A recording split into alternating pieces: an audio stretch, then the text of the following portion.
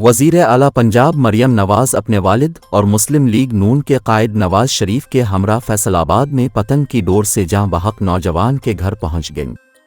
मरियम नवाज़ ने मरहूम आसिफ की वालिदा को गिले लगाकर तसल्ली दी। वज़ीर आला पंजाब ने कहा कि वो खुद भी एक माँ है और माँ का दुख समझती है। आसिफ अशफाक की मौत पूरे मुआशरे के लिए लम्हा फिक्रिया है। पतंगबाजी तफरी नहीं, खूनी खेल बन चुका है। वालिदैन समाजी जिम्मेदारी पूरी करें।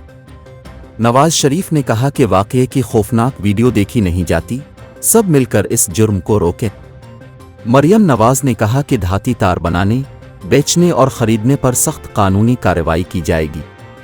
मरियम नवाज और नवाज शरीफ ने सीवरेज सफाई के दौरान जान से हाथ धोने वाले वासा वर्कर्स के लवाहिकीन से भी मुलाकात की और तज़ियत का इजहार किया। मरियम नवाज ने वर्षा को 5 लाख रुपए के इमदादी चेक भी दिए।